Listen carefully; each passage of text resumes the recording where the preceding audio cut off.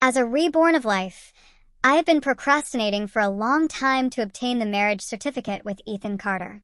In my previous life, after he discovered that I was pregnant, Ethan left and never returned for 20 years, disappearing with Sophia White. Later, as I lay dying, he came back. He told me, looking at a photo of Sophia, if I had just waited a little longer before marrying you, would things have turned out differently? I found Ethan standing at the entrance of the dormitory, waiting for me so that we could go register our marriage when I came to with the realization that I had been reborn. I told a lie, saying I needed to take something to a colleague, and sent him on to the marriage registration office. After I parted from Ethan, I walked up the mountain and threw myself down on Mrs. Wilson's house. She handed me a roasted sweet potato and stared into the sea of clouds in front of her home while bathed in the golden sunlight, and wondered, "Aren't you supposed to be getting your marriage certificate with Ethan today? What are you doing here?" I nibbled on the warm sweet potato, smiled and said, "Auntie, I had a nightmare. I woke up with a sense of foreboding." She comforted me. "That was just a dream. What matters is the life that awaits you.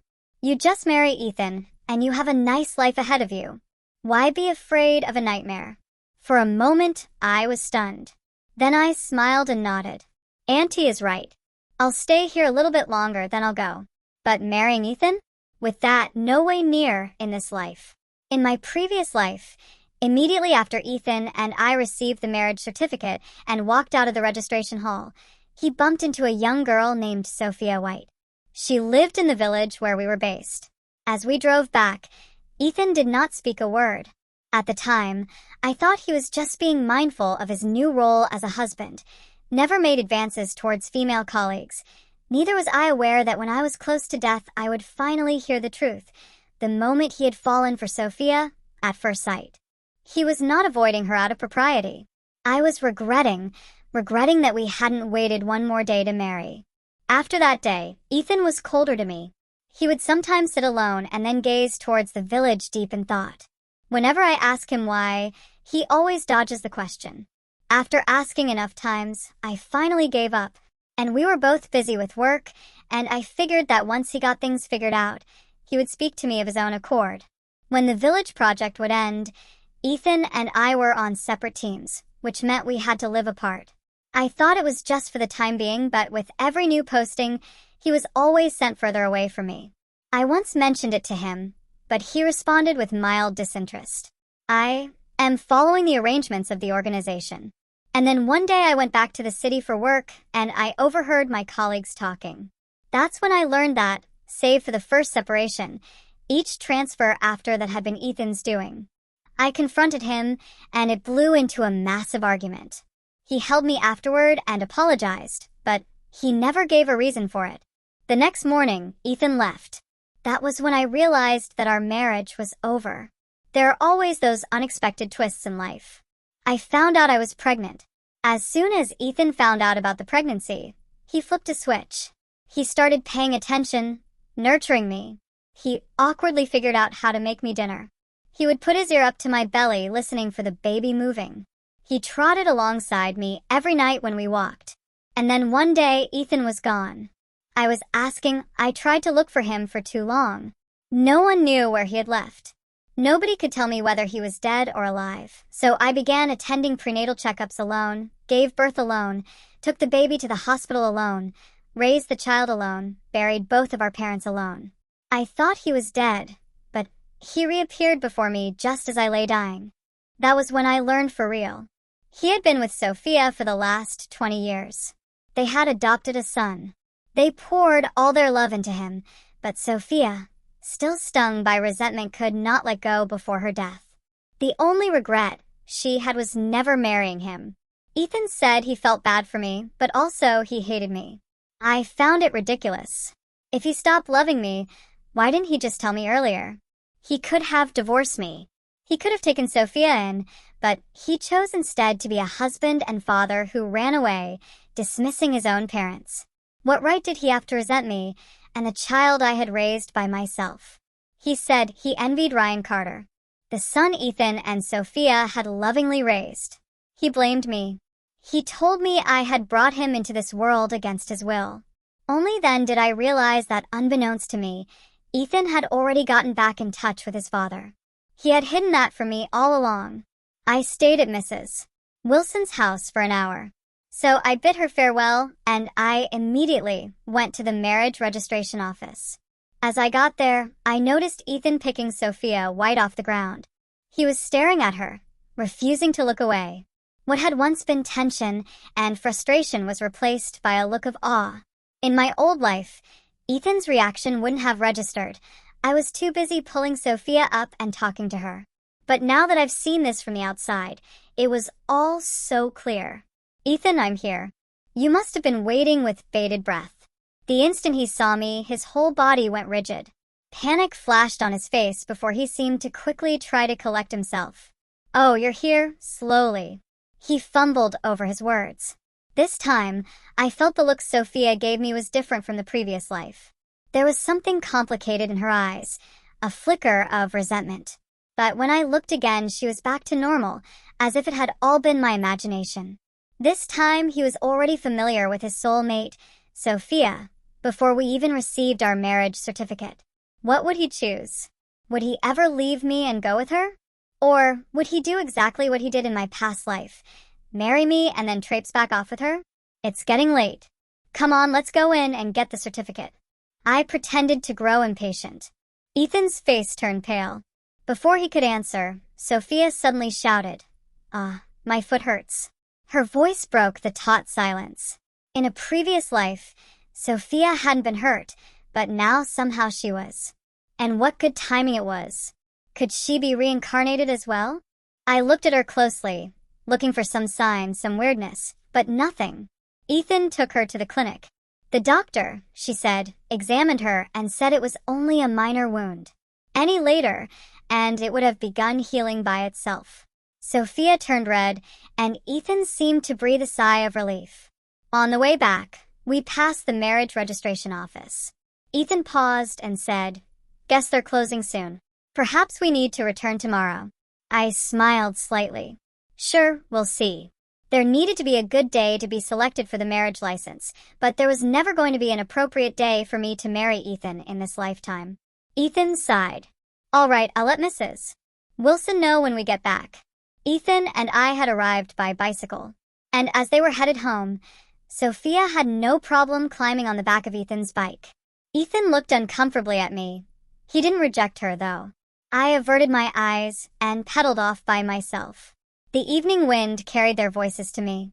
I couldn't hear what they said verbatim, but I could tell they were excited. There was a controlled joy in Ethan's voice, the kind he sought to suppress even as it shone through. Ethan had not smiled for a long time. He had never smiled at me again after he had met Sophia in my past life. But now, none of it mattered at all. When Sophia was sitting on the back of Ethan's bike, the locals noticed her holding onto his waist when I went into the Anchorage village. Some villagers eyed me and knowingly winked, while others coughed awkwardly and shook their heads. I understood what they meant, but smiled and became a dormitory again.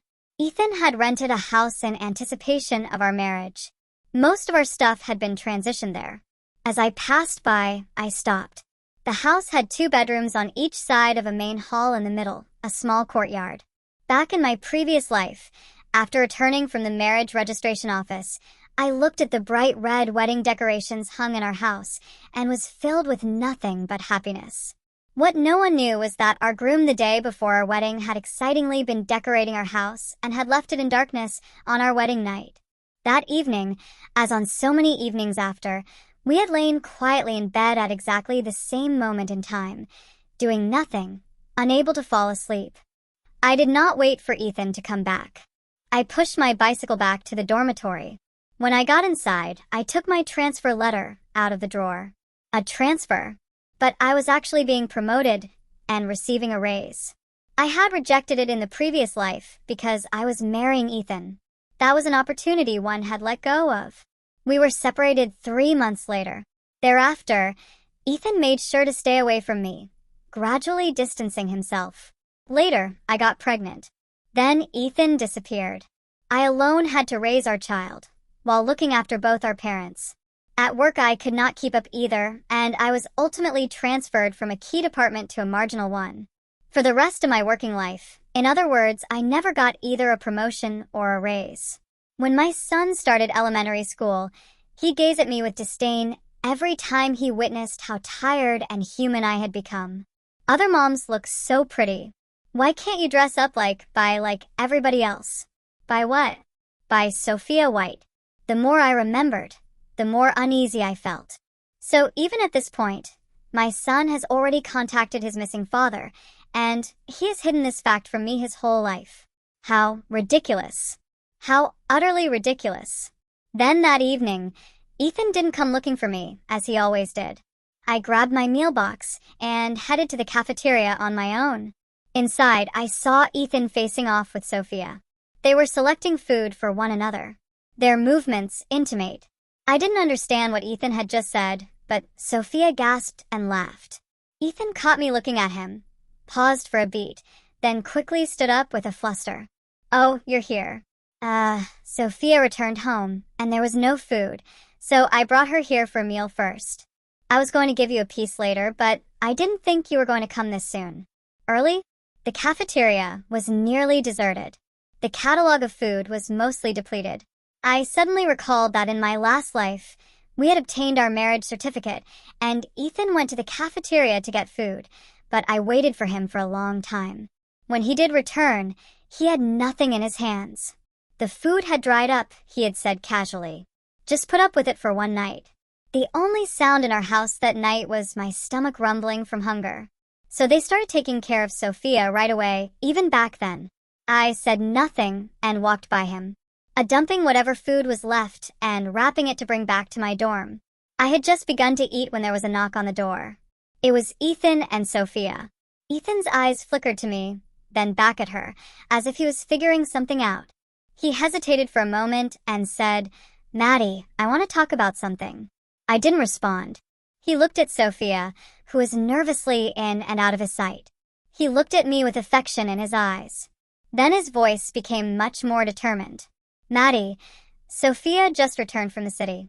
You know she's there all on her own, and the house hasn't been lived in for a while. It needs cleaning.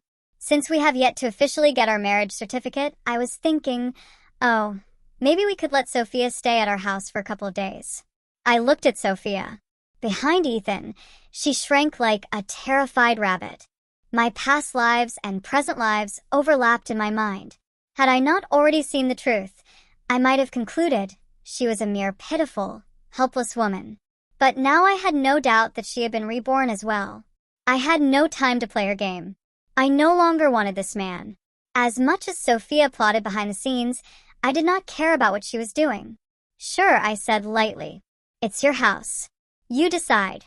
Ethan clearly didn't expect me to agree this quickly. A prepared explanation immediately lodged in his throat.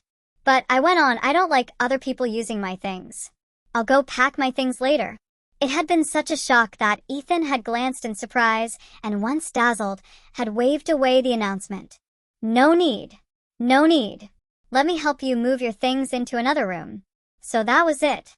He wasn't merely keeping Sophia in our house. He was allowing her to sleep in our bed. How laughable. I saw Sophia turned up the corners of her lips in this slightly. After dinner, I grabbed a flashlight and went to the house to pick up my stuff. When I arrived, Ethan was in the process of making the bed for Sophia. He was sleeping on the sheets I had picked out for our wedding night. He glanced at me and looked surprised for a moment. "Maddie, why are you here?" Ethan replied, surprised. "I already put all your stuff in my room," he said. I responded with an uncommitted hum and turned to the next room to collect my stuff. Ethan trailed behind, a look on his face that was hard to decipher. There was something in his eyes that I couldn't quite read. Just then, Sophia popped out of the room, her voice quiet and timid. "I thought this bedsheet was for your wedding with Maddie, Ethan. Is it okay for me to sleep on this? I mean, I don't mind. Even if I will have to sleep on dirty clothes, so be it." Her voice became lower with each word. I caught the guilty look cross Ethan's face as he turned toward me. "All the bedsheets in the house are fresh, Maddie. This one." I didn't miss the brief flash of triumph in Sophia's eyes. "But she had no way of knowing that you, Ethan, this pitiful man, ceased to have any worth to me the very moment I rebirthed." I shrugged indifferently. You purchased it with your own money. You decide. Thank you, Maddie, Sophia said brightly. Ethan, you're both so sweet to me. I wanted to live in your house, in your wedding room, sleep in your wedding bed. The way her words sounded was deliberately off. Even Ethan seemed to understand that. He looked at me as if gauging my reaction, waiting to see if I would snap. Sophia also appeared to realize her blunder and quickly covered up her mouth as if in a panic. Oh, I'm so sorry, Maddie. I didn't mean it that way. Please don't misunderstand. Ethan and we have nothing between us. Maybe I should just sleep on dirty clothes instead. She stretched for her bundle of clothes, pretending to be selfless. Ethan quickly stopped her. Sophia, it's fine. Just sleep comfortably. It's no big deal. Ethan stared at me, as if hoping to read my response, but I was too busy packing to care. Sophia was playing the part of the guilty party, but I saw through her pathetic attempt to bait me, hurling insults against me as she fanned her face and fluttered her long lashes toward Ethan, who I was positive was in an untouched state. She needed him to hate me, but I'd already lived one lifetime. Why should I give a damn about their petty games? If anything, I found it funny that during my prior life, she wouldn't have acted so boldly in front of me. But she wasn't even trying to hide it in this life. I stood up and walked to her, leaned in and whispered near her ear, Sophia, you're overthinking. Why would I care? All Ethan wants is to protect you. It's totally understandable. I will have no problem with him marrying you, even. The question is only whether he'd actually marry you. With a smirk, I turned at her and winked. Her face darkened instantly. She couldn't figure it out. Why wasn't I being like the naive, gullible stepmother from her previous life? But just as quickly as her face dropped, she appeared to have an epiphany. She looked at me triumphantly, as if her smugness had returned. I ignored her. I packed all my stuff into my bundle and got it on my back and ready to leave. Ethan suddenly shouted at me. He stepped forward, about to take my bag from me, but I pulled away. What a joke. Sophia had been reborn, too. In another life, she'd been Ethan's secret mistress. But in this life, she was here to seize her destiny as his true wife. She already regarded Ethan as if he were her own property, and I had no intent to get caught up in their mess. I subtly moved to not be near Ethan. He looked hurt for a second. Maddie, are you mad? I can explain. How ironic. In my previous life, he had wasted 21 years of my life without a single word.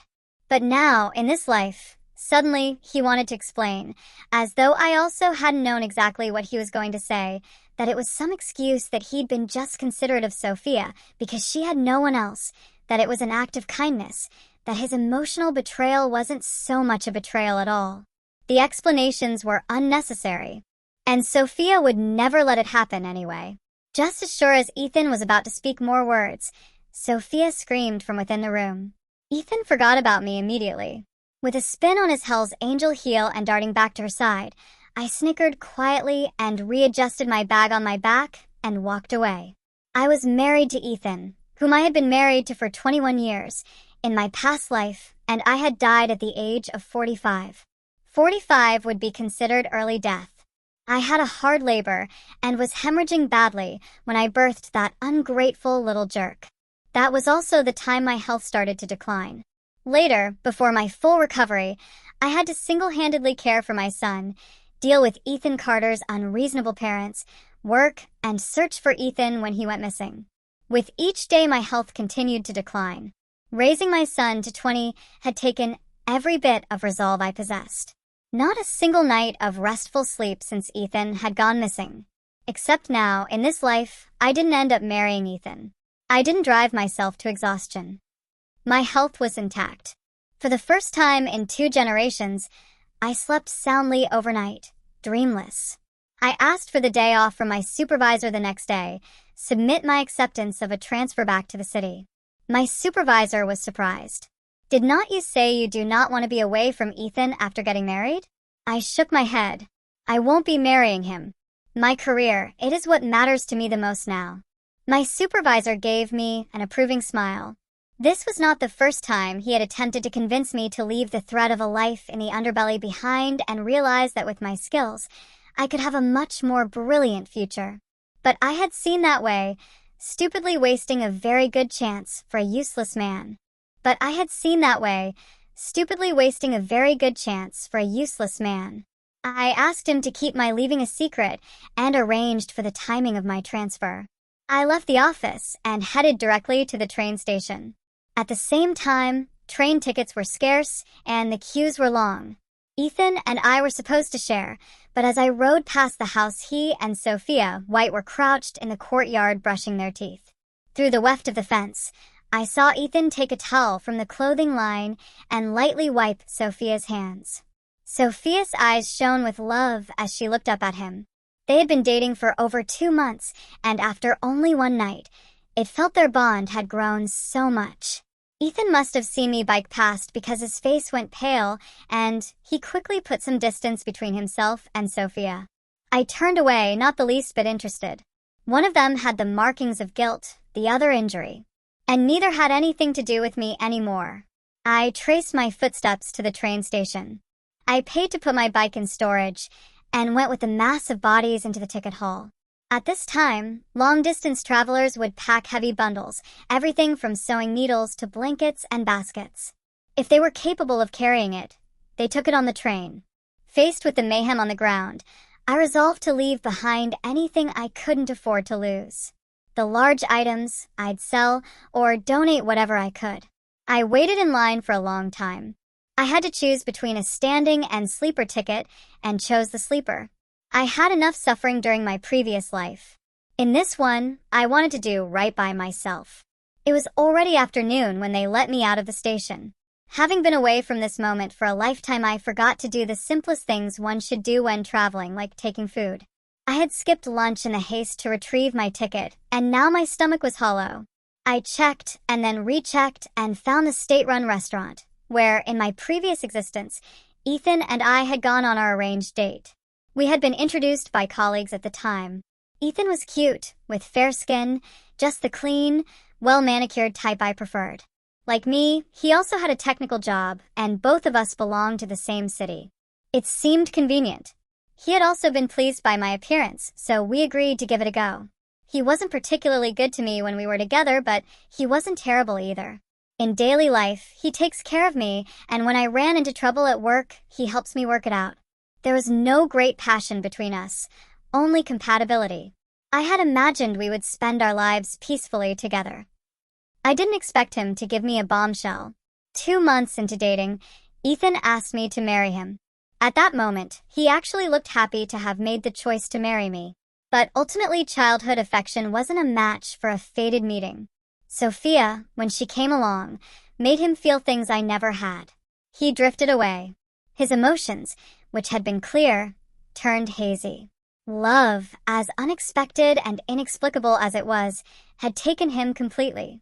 But if he had really loved her, he should never have been so selfish, never should have given everything up, wasted my whole life.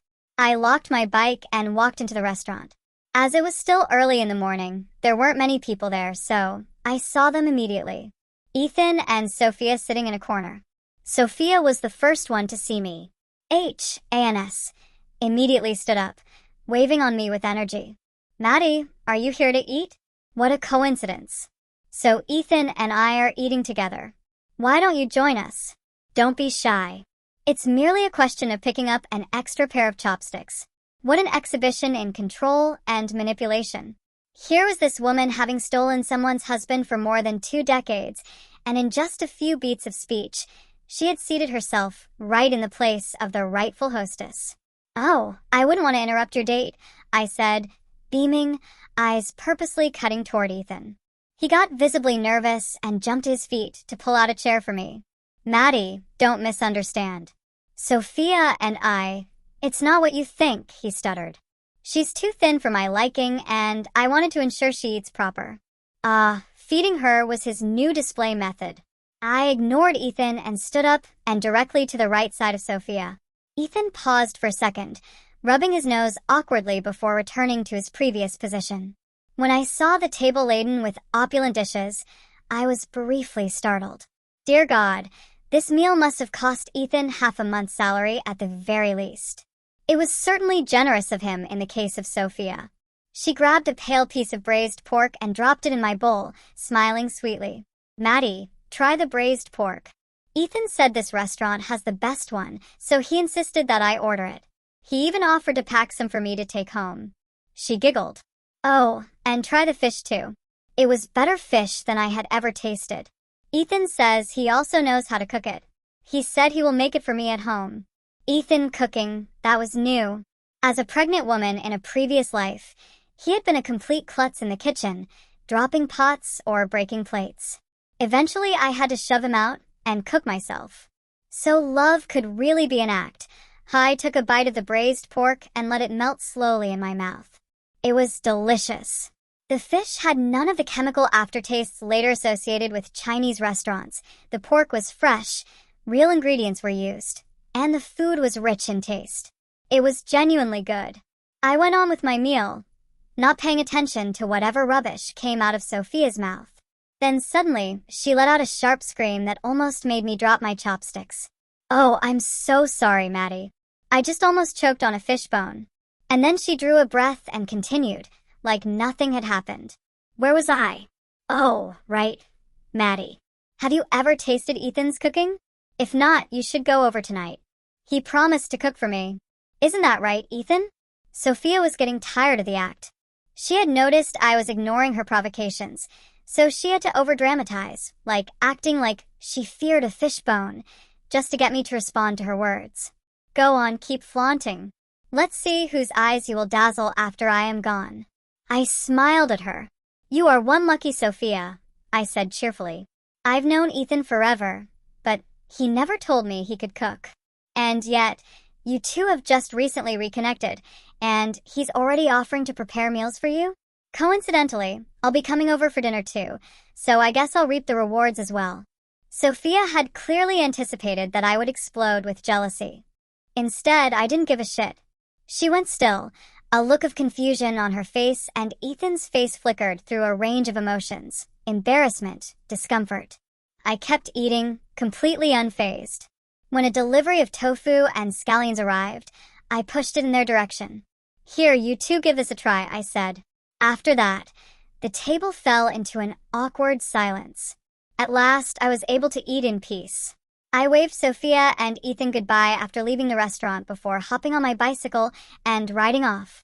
I had to go to the post office and call my parents. In a past life, after Ethan went missing, I had been raising our child alone but still taking care of his parents.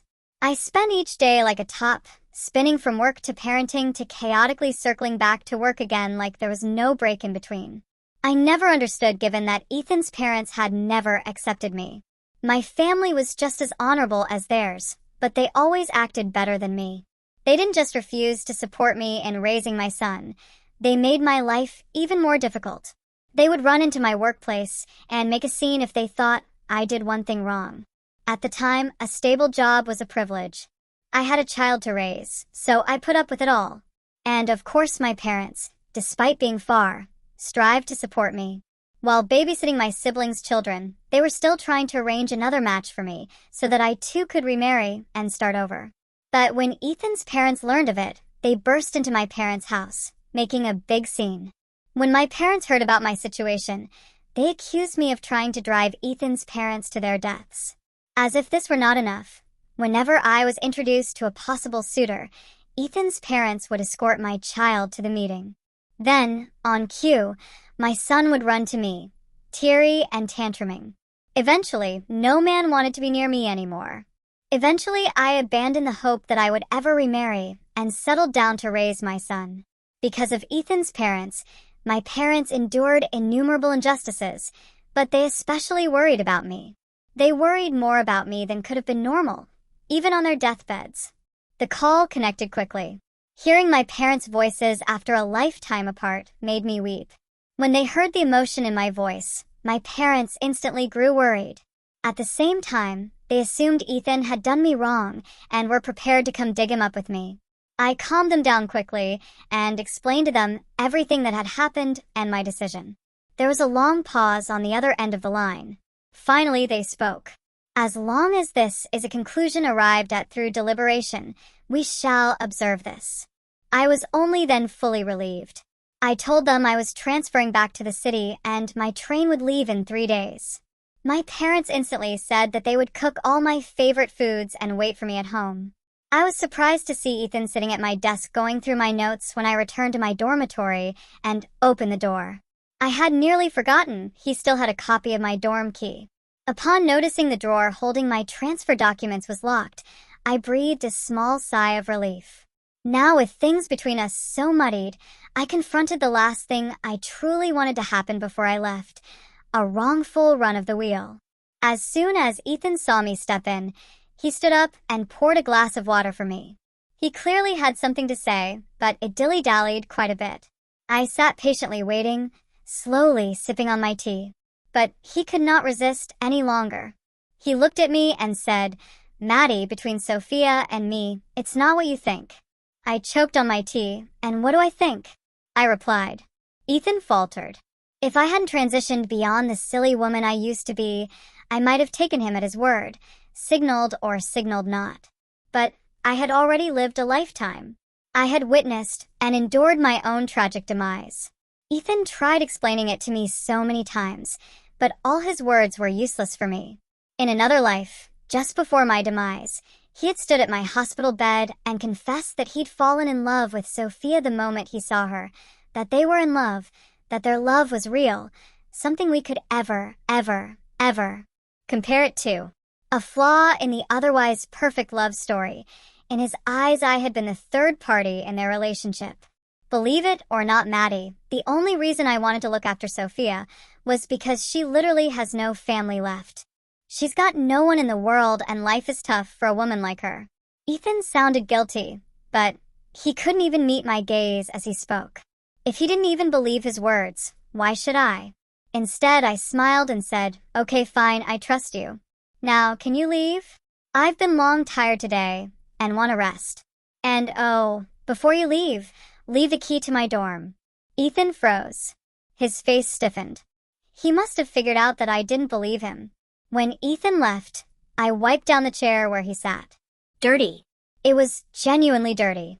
So then I began packing my stuff. What little I had built up in the 6 months I had worked there, just some clothing, bedding, and everyday living needs. The more pressing issue was the wedding stuff Ethan and I had purchased together. I was going to have to leave before I'd had a chance to settle that with him. It was then that he heard a knock. It was Ethan again. He was carrying a box of pastries and smiling as he passed it to me. "Maddie, open it." I grabbed the box and popped the lid. The bag contained some money and ration tickets. Ethan grinned. "This morning I decided. You will manage all my money when I get married. You can pay me an agreed amount each month for living expenses." I looked at him, suddenly feeling like I didn't know this man at all. In my previous life, not to mention a cent given to me, he never even gave me a penny after we got our marriage certificate.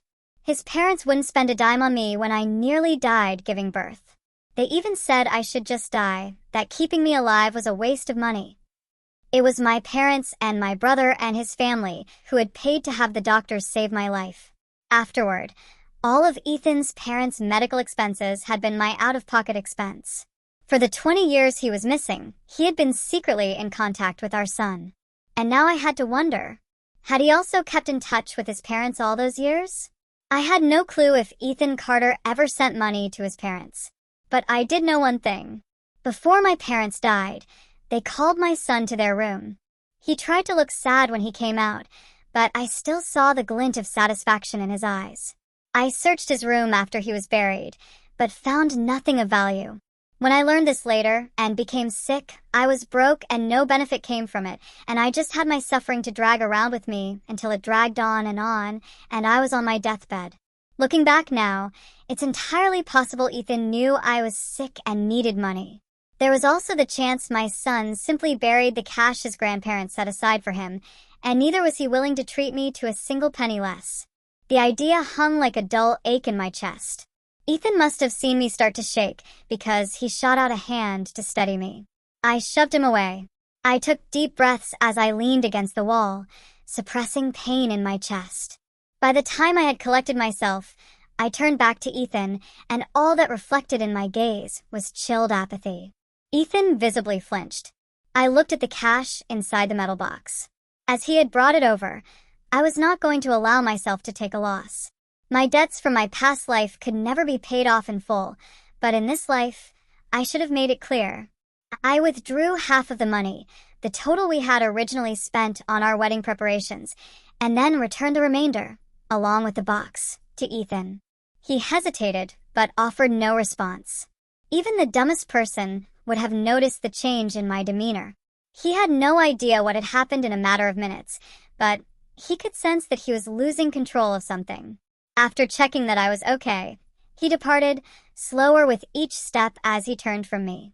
That night, I barely slept. In my dream, I got to see a flash of my past life. Ethan's parents explaining to him about my long struggle in labor and the heavy bleeding. But he had just replied coldly, indifferently, I see. I was desperately searching for my son when I dreamed he had been meeting Ethan in secret. Ethan had known all along that I was searching for him, but he had plotted with everyone around me to hide it. So it's no surprise that everyone who knew him wouldn't speak of him when I asked. I also dreamed of people I used to work with for years, my colleagues. All of them commended Ethan and Sophia, White's gorgeous love story. But I, the wife in rightful title and position, appeared to them to be an unfortunate error left in fate's wake when she drunkenly tied the wrong ends of her red string together, a terrible mistake nobody could admit to cutting loose. How utterly ridiculous. I woke with my face soaked with tears but alive, with health and life. Life still had possibilities after all, didn't it? For the next 2 days, I worked to finish things up. I had already made plans to meet Sophia for a meal Ethan would be cooking. Things had been quiet between us since that night due to the money box incident. I presumed that was the end of that. But then Sophia came back, asked me to come over for dinner. She pressed me so, and it would have seemed rude to refuse, so I agreed. I brought a small gift and went over there that evening. As I crunched my way closer, I could see them through the courtyard fence. Sophia lay in Ethan's embrace, his hands clutching her softest flesh. Ethan went paler than I knew was possible as soon as he laid eyes on me. And Sophia also appeared horrified as she rushed to button up the buttons that had opened up. I didn't say a word. I just turned and left. Whatever fancy dinner she had hoped for, I already had. You do not have to leave a gift on the table. I had not gone far before Ethan hit me. He was clutching my arm and waving his arms as he tried to explain. Maddie, wait, let me explain. I faced him, my voice even, detached. Explain what? I asked. That you two were half naked, or the fact that your hands were placed exactly where they shouldn't be the last 2 days. This is quite a lot considering that most of the time I am busy working, but I got an earful from Mrs. Wilson. Mistresses were the very lowest of the low in her book, especially the Sophia type. Not just a woman in some other city playing some other woman, but the type who feels free to rub it in the wife's face. She'd kept me in the loop of every shameless display by Ethan and Sophia. Some villagers had witnessed Sophia intentionally rubbing up against Ethan. Ethan hadn't dodged. Others had seen them eating from the same bowl, sitting close in dark corners. Now, here he was in front of me, Ethan scruffy and frantic. I couldn't understand him. After everything, he had the audacity to run behind me and telling me don't misunderstand. Did he want me to rehash my past life, where I looked after his parents while he rolled around with Sophia? I stared him in the eye, my tone icy and firm. But before Sophia came along, I was your only lady. You met her an hour ago, and you were already almost carrying her to the hospital. 3 hours after you meet her, you let her wrap her arms around your waist while you ride your bike. 5 hours in, you ditched me to grab lunch with her. 7 hours in, you let her move into our home. Already our wedding bed, already the sheets I had laid for our marriage. You had treated her to a feast, spending half a month's salary in one go. With 1 day's notice, you personally prepared her a meal. You did not flinch as her hand brushed you. You had a meal together from the same bowl. You used to hold hands, and now you hold her. I let out a small laugh. And so you still want to explain. Do you still stare me in the eyes and tell me nothing happened between you and her? I asked coldly. Which means, Do you really think I'd believe you?" And with each word I uttered, Ethan Carter's corpse shook with greater violence. His mouth worked as if he wanted to say something, but when he tried, nothing came out. "Let me guess." I continued. "You are so keen to explain why. Why do you refuse to let me distrust you so much that you throw money at me to get me under your thumbs? The day we were about to register our marriage, you fell in love with Sophia White at first sight, and you both liked her, so she pretended to be hurt to delay your registration. Back then, though, because you were already into her, he didn't really want to marry me any longer. And now, after pondering it for a bit, you figured out that you love her. You are wanting it to be you with her, to be with her romantically." I looked directly into his eyes and spoke slowly, deliberately. "But at the same time, you need a wife, a competent woman who can take care of your parents for you. And if this wife also agrees to take care of their funeral arrangements down the road, then great. Am I right?" As soon as I completed my sentence, Ethan's head jerked up, shock dancing in his eyes. With the look on his face, a kind of bitter sadness rose in me. I had squandered my whole past life on a man who had considered me a means to an end. Dust and ashes, I made up this so-called sweetness I appeared to have in our marriage. I refused to lie to myself any longer, and I would never allow Ethan to lie to me again. That night, I went back to my dorm and started packing my stuff up, but Sophia came in before I could finish. She eyed me with a look of vengefulness. "So, you actually came back, seeing my unruffled appearance," she cackled. Then she turned to me and with nothing but derision in her voice said, "In our last life, you clung to the title of Ethan's wife. So what? You dedicated your whole life working for his family. You raised one son with such dedication, only to have him secretly call me Mom when you weren't looking." She laughed, a deep, satisfied laugh. "Isn't it hilarious? Your husband was mine. Your son was mine. And in this life, no matter how you were reborn, you can't change that he loves me. I will be his wife. I am the only one he will ever love." Even then, as my sons were long since a huge disappointment to me in my past life, hearing that he had sneakily called Sophia Mom behind my back still hurt like a dull pain cutting through my chest. However, I snapped back to reality in no time. It didn't matter. In this life, whether he liked it or not, this world could never have him again. Sophia continued, spewing out words she thought would hurt me. But when she looked up to meet my gaze, she paused, because I wasn't angry. I wasn't even upset. I could only pity him from my eyes. Pity, sympathy, and a distant sense of sorrow. And that frightened her. She took off and didn't tell me because, deep down, she knew she and I were the same, just a couple of pathetic fools. But this time, without me cleaning up after their messes, could she and Ethan truly be as happily together in this life as they'd been in my past life? I wasn't able to sleep in the middle of the night. I had stepped out of my dorm to admire the moon, but was startled by a figure seated at the entrance. I recognized Ethan beneath the dim light shining from inside the room. He was engulfed in a heavy odor of alcohol. How long he had been sitting there, who knew? Even after being reborn, I still didn't understand him. I grabbed a flashlight, shook my head, and went to look for Sophia. When I told her to go take Ethan home, she froze for a split second. And then she wordlessly walked with me back to the dorm. Ethan had already passed out. Sophia had trouble raising him up, and I didn't assist. This was the man she loved. She should have to clean up after him. The following morning I stuffed my luggage and ready to depart. But before I could go, Mrs. Wilson ran up to me, tugging me along. "Come. You need to watch this," she said excitedly. Intrigued, I trailed after her to a house that had once been destined for Ethan and me. As soon as we got there, I saw Evan standing there with his face twisted in rage. His focus remained on Sophia, who was on the ground, rumpled and shaking. It didn't take long to put together what had happened. After Sophia took Ethan home last night and saw his state, his lost and drunken face in front of my dorm, the way he had murmured my name last night, even in his sleep, it had driven her mad, so she did what any evil woman would do, take advantage of a drunken state. Even if he mistook her for me, she'd still done it. The villagers were already whispering about you when I arrived. By the time I learned the whole story, I felt nothing but revulsion. I held onto my suitcase and turned to walk away. But before I could take another step, Ethan caught my wrist. "Maddie, listen to me," he said. "This guy just refuses to quit." "Huh?" I breathed in slowly and met Ethan Carter's eyes, unabashed. "Ethan, I believed that I was pretty clear yesterday." He took an agonizingly long gaze into my eyes, searching for the slightest glimmer of love remaining. But he was disappointed.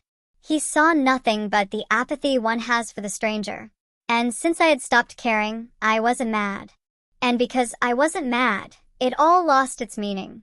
Finally, he understood that I really didn't care about him anymore. His hand loosened its grip around my wrist.